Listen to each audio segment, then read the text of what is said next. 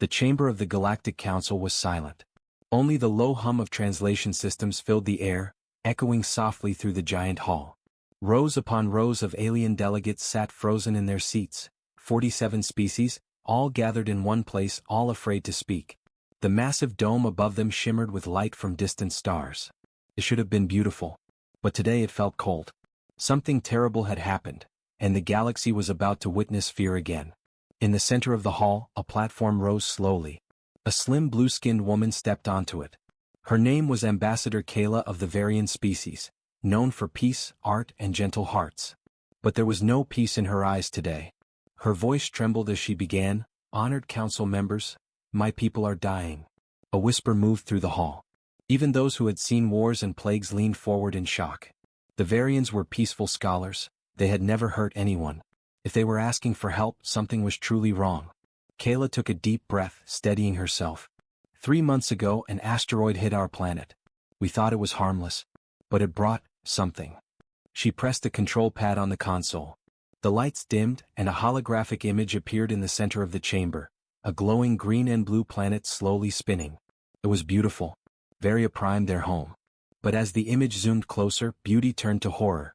Whole continents were turning brown. Oceans looked sick and dark. Forests were dying. Kayla's voice cracked. The impact site became a wound on the world. From it came creatures, small like worms, but they eat everything. Plants, soil, even stone. The hologram shifted again, showing magnified footage. The delegates watched in horror as millions of gray worm-like creatures moved in waves, devouring everything in their path. They multiply every few hours, Kayla said, her eyes glassy. They release gas that poisons our air. We tried everything: fire, cold, energy weapons. Nothing stops them. 30% of our main continent is gone. A clicking voice broke the silence. It was Torx, representative of the Allery, a tall insectoid being. "Ambassador," he asked, "how long before your planet is lost?" Kayla hesitated. Then quietly, 6 months. Maybe less. Gasps echoed through the chamber. Some delegates covered their faces. Others murmured to their aides in disbelief. 6 months for extinction, someone whispered. Chairman Vex, an old scaled being with deep golden eyes, raised his hand. "Ambassador Kayla, what assistance do you request?" Kayla looked at him, tears welling. "Everything. We need scientists, terraforming machines, ships for evacuation, weapons to fight these parasites. Please. Without help, 12 billion of my people will die." The number hit like a shockwave. 12 billion lives. One by one, representatives stood to offer what they could. The Crystalline Nexus Collective promised their computers to model the parasites. The Aquatic Depths Alliance offered 2 water purification ships. The Quran Republic would send food and temporary shelters. Each offer sounded noble. But in truth, it was not enough. Whispers spread among the chamber. Some species had no more to give. Others feared the parasites might spread to their own worlds. Fear and politics mixed with pity, and pity was never enough to save anyone. Kayla's hands trembled as she stared at the flickering hologram of her dying home. "Please," she whispered, "help us." And then, silence again. The council members looked around. Every voice had spoken, except one. At the far end of the chamber, near the shadows, sat a lone figure. Human. Admiral Kane, representative of Earth. He hadn't moved since the session began. His black uniform carried no ornaments, no color, only a small insignia of his fleet. His expression was unreadable. Cold. Still. Every alien in the room knew of the humans, the Deathworlders. Born on a world of storms, gravity, and predators. They were feared and respected. The only species that had turned their entire home planet into a fortress and survived 100 wars without extinction. They were the kind who did not ask for help. And rarely, if ever, offered it. Chairman Vex turned his gaze toward him. "Admiral Kane, the Varian people seek aid. Does humanity wish to respond?" The human did not answer. He only lifted his head slowly, eyes reflecting the holographic image of Varia Prime. For a moment, no one dared to breathe. Then, in a calm, steady voice that carried across the hall, he asked, "How much help did they ask for?" The chairman hesitated. They asked for everything." Kane leaned back in his seat. For a few seconds, silence returned. Then he said only one line. "Then they will get it." He stood up, straightened his coat, and walked toward the exit. No salute. No further explanation. Every alien eye followed him. Even after the doors closed, the echo of his footsteps remained in the chamber. Kayla stared, confused. What does that mean?" she whispered. Chairman Vex sighed. "It means," he said quietly, "the Deathworlders have answered your call." The lights flickered once, as if the universe itself had heard the decision. And far away, on a blue planet called Earth, alarms began to sound. Engines roared to life. Dockyards lit up the night sky. Humanity was moving. When Deathworlders offer help, entire armadas answer the call. The great chamber of the Galactic Council remained silent long after Admiral Kane left. No one spoke. No one even moved.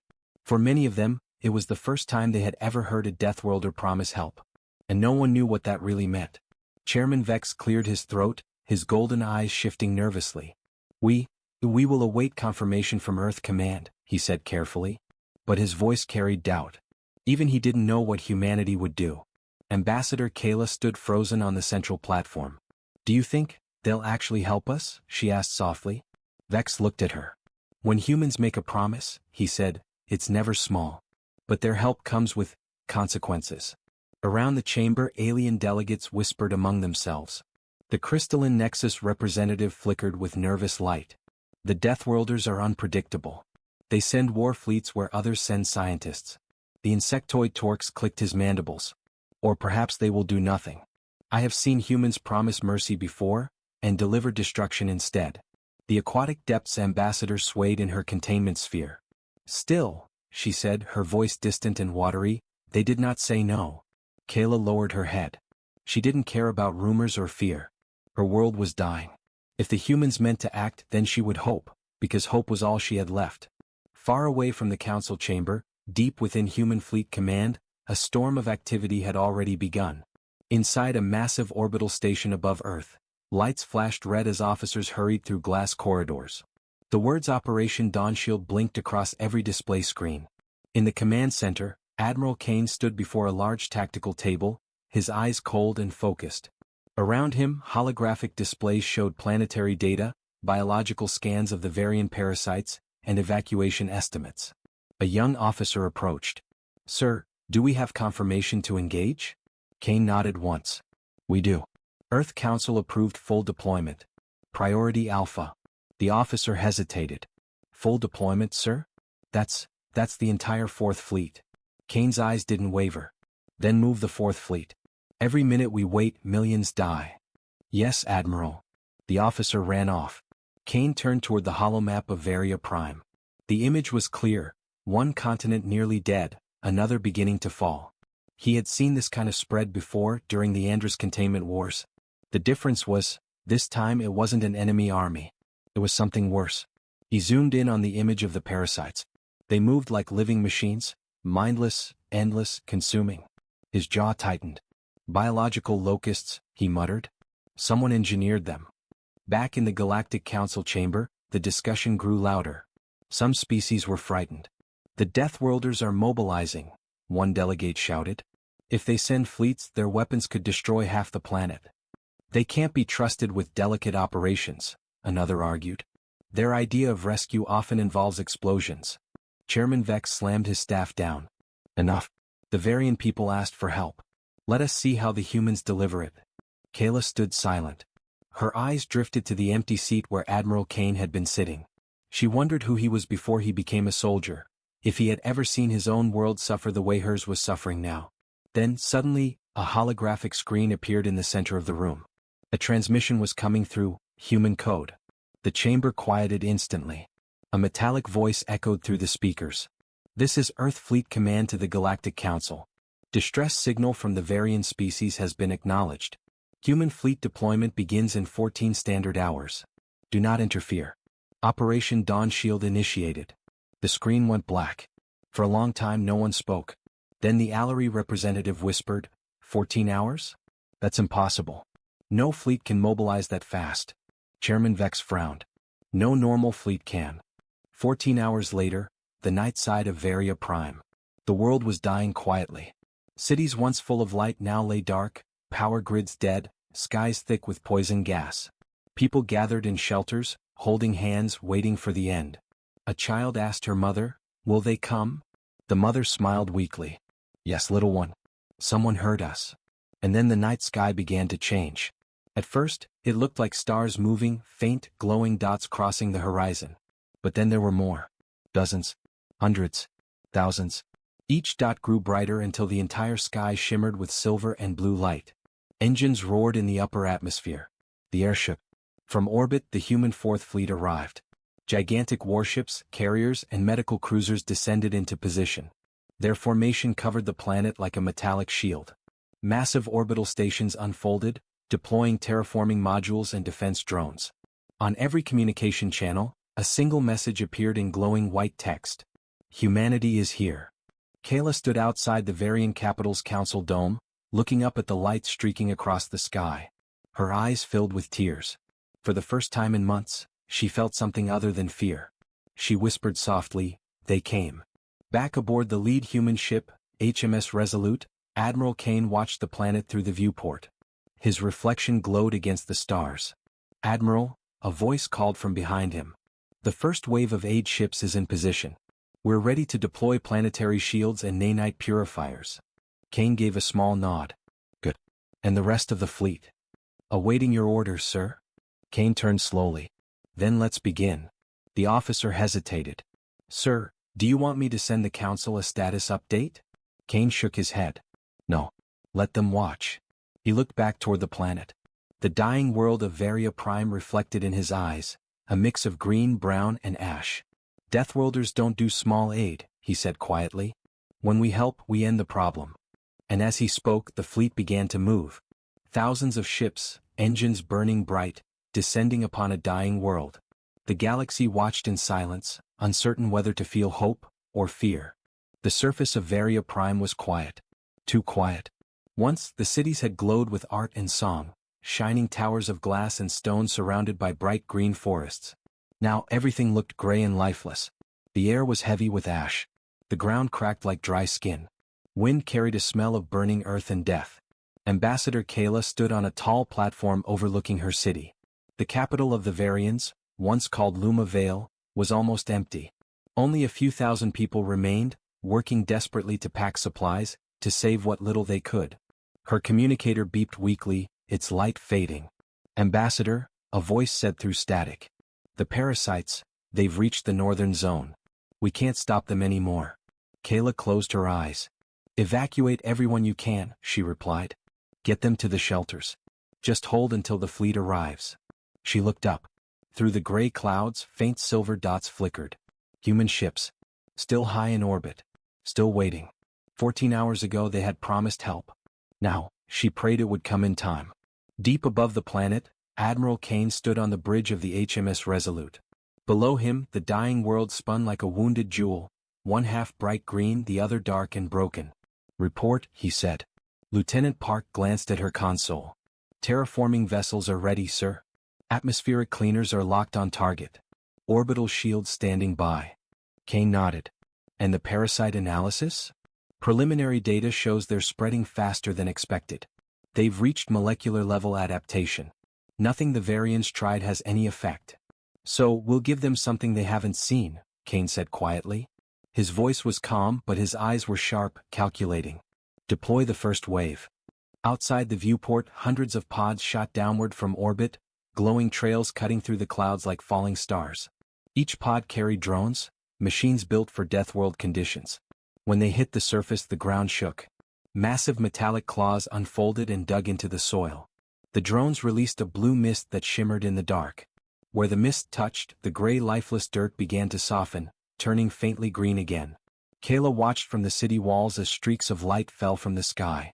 Her aide gasped. "Are those weapons?" "No," Kayla whispered. "They're helping." For the first time in months, the wind smelled clean. The poison gas thinned. The air shimmered like morning dew. Then, a sound came from the north. A low rumble like thunder. But not thunder. The ground moved.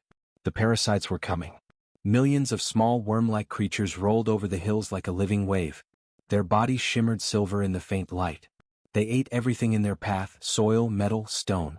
Kayla froze. "They're here." Back on the Resolute, alarms flared. "Admiral, surface contact. The swarm is moving toward the Varian capital."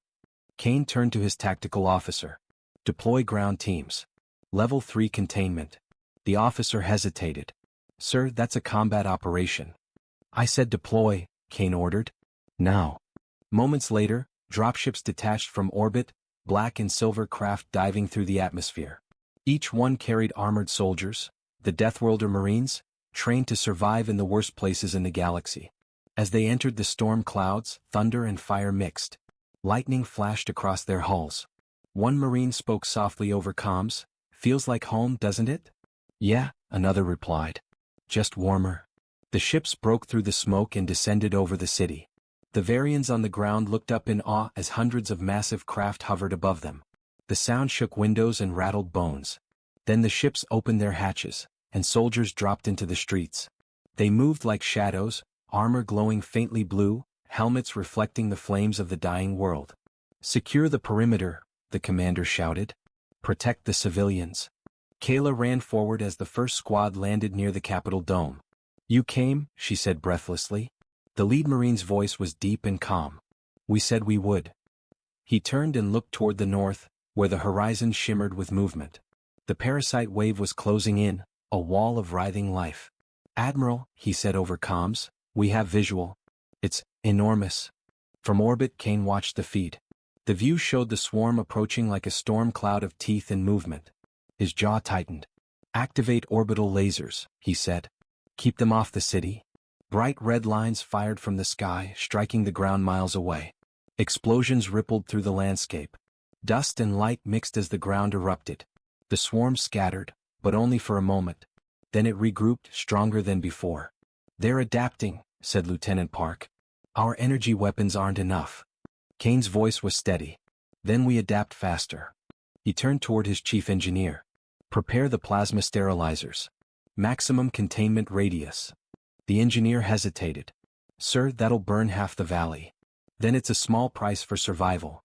Down below, Kayla shielded her face as a white beam struck the hills. The explosion that followed was like a second sunrise. A wall of fire consumed the swarm. The ground trembled under her feet. She fell to her knees, eyes wide. For several minutes, there was nothing but smoke and silence. Then, small lights flickered through the clouds. Drones hovered above the fire, scanning the burned soil. One of them reported. Containment successful. 97% of hostile life forms neutralized. Kayla could barely breathe. They did it. The Marine beside her nodded, scanning the horizon. Don't celebrate yet. It's never that easy. He was right. From beneath the burned ground, movement began again. Tiny worm-like shapes crawled up through cracks in the soil, not millions this time but organized, almost coordinated. They moved with purpose. Kayla stared in disbelief. They're not running, they're regrouping. The Marine frowned. That's not instinct. That's strategy. He pressed his comm. Admiral, we have a problem. The swarm's changing behavior. It's acting like it's... He stopped. Above them the clouds rippled. A low, rhythmic vibration rolled through the air, not from the ground, but from orbit. Kane's voice came through the comms. Confirmed ground team. The parasites aren't natural. They're responding to an external signal. Kayla's heart skipped. External? You mean, someone's controlling them? Kane didn't answer right away. His eyes narrowed at the readings on the screen. The signal was faint, distant, coming from deep space. When he finally spoke, his voice was cold and sharp. They didn't just fall from the sky. Someone sent them. Kayla stared at the burning horizon, the world trembling under her feet. If someone had sent that asteroid, then her planet's destruction was no accident. And Admiral Kane's next words froze everyone who heard them. Find where that signal is coming from. Because when we're done saving this world, we're going after whoever tried to destroy it. The screen flickered to black. The storm had just begun. The signal was real. Deep in orbit, inside the command bridge of the HMS Resolute, Admiral Kane stared at the data feed. The readings pulsed steadily on the screen, a rhythmic transmission coming from beyond the galactic rim. It was faint but deliberate, repeating every 12 seconds. Someone sent that asteroid, he said quietly. This was never an accident. Lieutenant Park looked up from her console. Admiral, are we sure? Could the signal just be a background echo? Kane shook his head. No. It's a frequency code. Designed. Intelligent. He turned toward the communications officer. Send the data to Fleet Command. Mark it as possible hostile origin. and get me visuals on the swarm. The holographic map of Varia Prime expanded before him, one hemisphere glowing red. The parasites were spreading again, moving underground now, learning, adapting. "They're alive, Admiral," Park said quietly. "And they're learning faster than we expected." Kane didn't answer immediately. His eyes stayed fixed on the map, then shifted toward the upper atmosphere. Thousands of human ships waited in orbit. Transport cruisers, medical carriers, defense platforms, and warships the size of cities. Every one of them was silent, waiting for his command. "Deploy Phase 2, he ordered. The deck trembled as the fleet came to life. Down below, the people of Varia Prime looked to the skies. For hours, the heavens had been covered in gray clouds and ash. But now, light began to break through, not from the sun but from something far brighter. Dozens of enormous shapes appeared in the upper sky, human ships descending in formation. Their engines glowed blue and white, cutting through the darkness like burning stars. Children pointed upward in awe. Adults dropped to their knees, whispering prayers. Even those who had lost faith felt a spark return. Kayla stood on the platform outside the Capitol dome, her voice trembling. "They're coming." A low rumble filled the air as the Deathworlder fleet entered the lower atmosphere. Each ship was different in design, some long and sleek, others massive and block-like. But all shared the same insignia, a silver Earth surrounded by 12 stars. The first vessels to break through the clouds were terraforming cruisers, enormous craft built to restore dying worlds. They released columns of green vapor that spread like rivers across the air. The toxins that had filled Varia Prime skies began to fade, replaced by clean, breathable oxygen. Behind them came the human aid ships, medical cruisers carrying food, water, and doctors. Thousands of smaller craft detached and flew toward refugee centers, dropping supplies and building shelters within minutes. And then came the fleet of steel, the warships. They appeared slowly like shadows stretching across the sky. Each one was kilometers long, covered in dark armor that gleamed in the sunlight. Energy cores pulsed beneath their hulls. They moved in perfect silence, calm, steady, unstoppable. In the Galactic Council chamber, the delegates watched the live transmission in shock. The screen showed hundreds, no thousands, of human ships surrounding Varia Prime. Chairman Vex whispered, "They sent an entire armada." The crystalline Nexus representative flickered anxiously. "This is more than humanitarian aid, this is a full military operation." Torques of the Allery clicked nervously. What are they planning to do? They could destroy the planet at that range. Vex shook his head slowly. "No. Look closer. They're not attacking. They're protecting it." On the surface, Admiral Kane's voice came through every communication channel on the planet. "This is Admiral Kane of the Human Fourth Fleet. To all Varian citizens, hold your positions. Our fleet has taken control of your upper atmosphere. You are under our protection." His voice was calm and cold, but every word carried power. "We are deploying planetary shields to contain the infection. Any remaining swarm concentrations will be burned. No one else dies today." Kayla listened to his words, tears streaming down her face. "He's doing it," she whispered.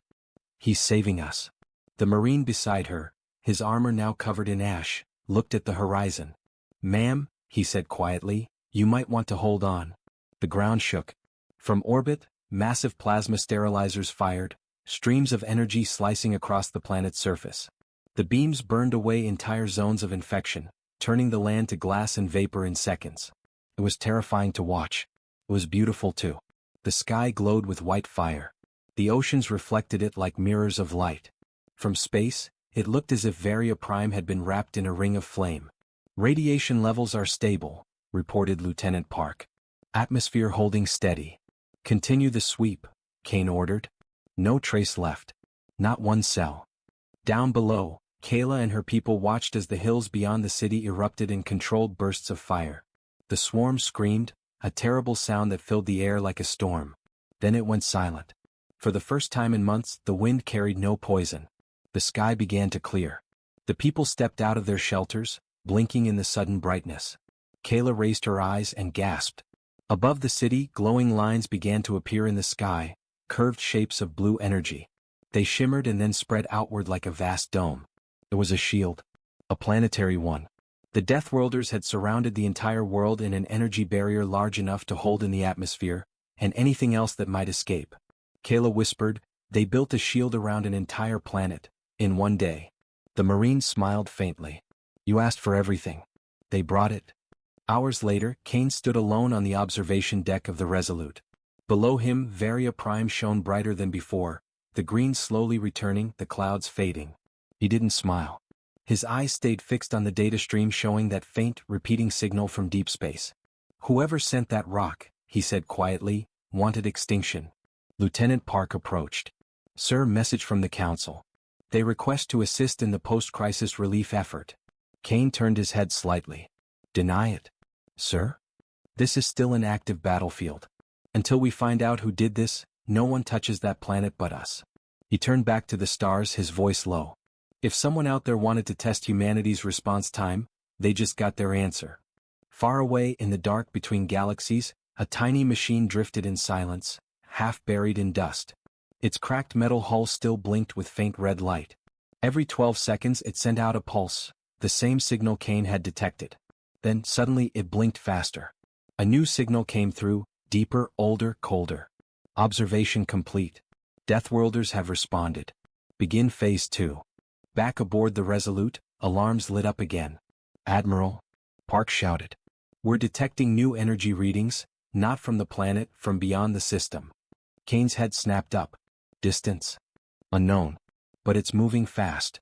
Kane's voice hardened. All ships, defensive posture. I want eyes on every vector. We're not done here. He looked back down at Varia Prime, peaceful for the first time in months, and then at the stars above where something unseen approached. The war to save one world was over. The war to save the galaxy was about to begin. The stars were quiet again. At least they looked that way. Admiral Kane stood on the bridge of the HMS Resolute, eyes locked on the dark void beyond the viewport. Every console in the room glowed red. Silent alerts pulsed across holographic screens, proximity warnings, power surges, and strange, repeating energy spikes. Still no visual? Kane asked. Lieutenant Park shook her head. Negative, sir. Whatever's out there, it's masking its signal. But it's big. Very big. Kane folded his arms. Define big, Lieutenant. She hesitated. Comparable to a dreadnought, maybe larger. The silence that followed felt heavier than the vacuum outside. In orbit around Varia Prime, the rest of the human Fourth Fleet shifted position. Warships the size of floating cities aligned in a massive defensive ring. Thousands of smaller escorts moved in tight formations, forming glowing constellations of engines and shields. Every gun was armed. Every system online. Kane watched the data feed shift. The unknown readings were moving, slow, deliberate, circling the system like a predator studying its prey. Can we trace its point of entry? He asked. Park nodded. We tracked the signal trail, sir. It came through the debris field left by the parasite asteroid. Kane frowned. So it was following it. Park hesitated. Or, it sent it. Deep beneath the ship's deck, the science division was busy decoding fragments of the strange transmission. Dr. Alan Reese, one of Earth's best xenologists, leaned over a glowing console filled with alien symbols. This isn't natural, he said to his assistant. It's layered code, structured, recursive. The assistant frowned. Meaning? Meaning it's a message. Someone was talking through that signal. He paused, zooming in on one of the patterns. The waveforms almost looked like writing. It's not random, Reese continued. There's logic in it. Patterns of threes. Tri-sequence symmetry. Like a machine language. He leaned closer. But not human. On the bridge, the silence was broken by a sharp tone. Contact. Park shouted. We have visual. The main display flared to life, showing the edge of the system. At first, it looked like a shadow, a faint ripple in the starlight.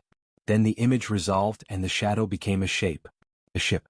But no one had ever seen one like it before. It wasn't sleek like a human dreadnought, nor organic like the Vexery bioships. It was jagged, uneven, built from black metal that seemed to swallow light. Its hull twisted with glowing red veins, pulsing like a heartbeat.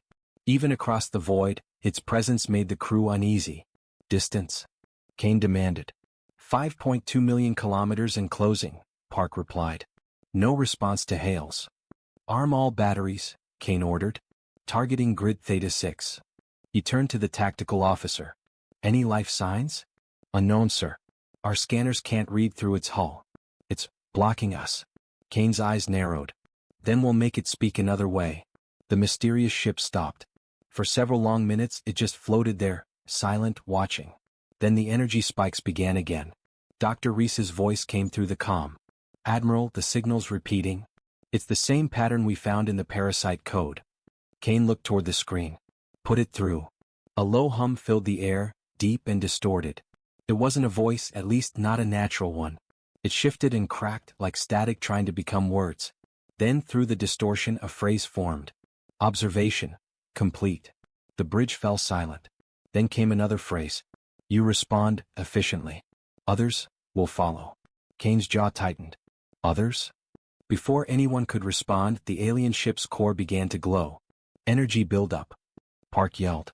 "It's charging weapons." Kane's voice was steady. "All ships, defensive pattern Gamma 5. Target that vessel." "Sir, it's accelerating." Too late. The alien ship vanished in a blur of red light, moving faster than any drive the humans had ever seen. It reappeared behind the fleet in an instant, unleashing a massive energy pulse. Shields flared. Ship shook. One of the smaller frigates was torn apart instantly, scattering debris across orbit. Kane's voice boomed over the comm. "Fire everything." Hundreds of human cannons roared. Plasma, kinetic slugs and railgun bursts filled space like a storm of light. The alien ship took the hits, explosions rippled across its hull, but it didn't break. Instead, it pulsed again, releasing a wave of dark energy that made every human system flicker. "EMP field detected." Park shouted. "We're losing secondary systems." Kane slammed his fist on the console. "Stabilize. Don't let that thing near the planet." Down on Varia Prime, Kayla watched the night sky ignite once more. Streaks of fire and energy filled the heavens. The people of her world huddled together, praying the Deathworlders would hold. "Admiral Kane won't let them through," said a Marine beside her. "Not while he's breathing." Back in orbit, the alien ship shifted tactics. It split apart. The crew gasped as the massive vessel separated into 6 smaller shards, each glowing red, and darted off in different directions. "They're scattering." Park shouted. "We can't track all of them." Kane's mind worked fast. "Forget tracking. Block the exits. Form a containment sphere around the planet." "But sir." "Do it." The fleet moved instantly. Human ships spread out, creating a massive wall of energy and armor around Varia Prime. Plasma arcs connected between vessels, forming a shimmering cage of light. Inside the sphere, the alien fragments darted like angry insects, striking at random. But the cage held. For now. In the science deck, Dr. Reese stared at the data stream, his eyes wide. "Admiral," he said over the comm, "those fragments, they're not ships." Kane frowned. "Explain." "They're probes. Self-replicating drones. They're gathering data." "Data?" Reese swallowed hard. "They're studying us. Every shot we fire. Every shield frequency. They're learning." On the bridge, Kane's expression hardened. "Then we end their lesson." He turned toward tactical. "Ready the Nova cannons." "Sir, firing those inside the containment field could destabilize orbit." "Do it." The cannons charged, massive weapons built to tear through asteroids. Their light grew until it drowned out the stars. Kane raised his hand. "Fire." 6 beams of white energy lanced through space, hitting the alien shards simultaneously. For a heartbeat, everything went white. Then the fragments disintegrated, gone. Silence returned. Lieutenant Park exhaled. Targets destroyed. Kane didn't relax. Scan the field. A long pause. Then, "No sign of debris, sir." "Nothing left." Kane stared at the screen. "That's what worries me." He turned to the comm. "Get me the council. They need to hear this." Park hesitated. "What should I tell them, sir?" Kane's voice was low, steady, and cold. "Tell them the enemy has arrived. And they were watching us the entire time." Far beyond the system, in the endless dark between stars, 1,000 more red signals flickered to life. Phase 2 had ended. Phase 3 had begun. And humanity was no longer the hunter. They were being hunted. The galaxy was burning again. Distress calls echoed through the network of the Galactic Council, static-filled, panicked, desperate. Entire systems were going dark. Mining colonies, outposts, even defense stations. All gone in minutes. And every destroyed world carried the same final message before the signal died. "They're here." In the council chamber, fear had become routine. Dozens of species spoke over each other, demands, accusations, pleas. The holographic map at the center of the room showed red lights spreading like blood through space. Each light marked a lost system. Ambassador Kayla sat silent. Her eyes were hollow, her heart heavy. Varia Prime had survived only because of one thing: the humans. They had come like thunder. And now they were the only hope left. The doors opened. Every voice stopped. Admiral Kane entered the chamber, calm as always, his dark uniform spotless despite the chaos raging across the stars. Behind him walked two human officers carrying glowing data tablets. The screens displayed coordinates, thousands of them. Chairman Vex stood. "Admiral, we feared the worst." Kane nodded. "You should keep fearing." He pressed a button on his wrist console. The holographic map changed, showing new symbols, blue this time. Hundreds of blue lights appeared across the galaxy, moving in tight formation.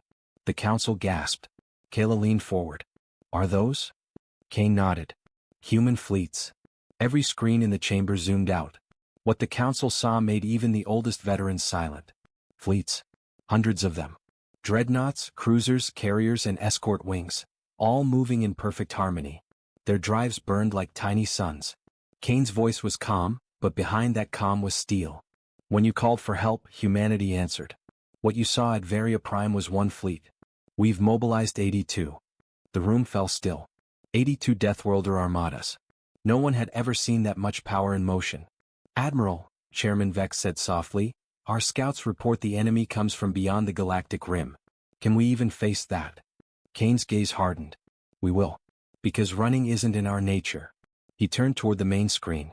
It now showed the alien vessels, massive black shapes like the one that had attacked Varia Prime. But this time there weren't 6. There were thousands. The unknown enemy was advancing, fast, methodical, endless. Dr. Reese's voice came through the council comms.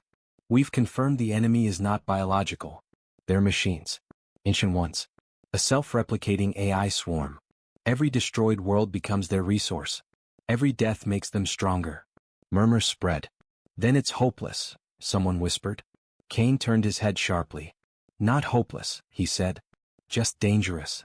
On the bridge of the HMS Resolute, human officers worked in perfect coordination. Weapons charged, engines roared, command signals synchronized across millions of kilometers. The fleet formed a defensive wall along the outer frontier, protecting every refugee route the council could make. Kane stood before the viewport as the first enemy wave arrived, black metal shadows blotting out the stars. Lieutenant Park whispered, "There's so many." Kane didn't flinch. "Good.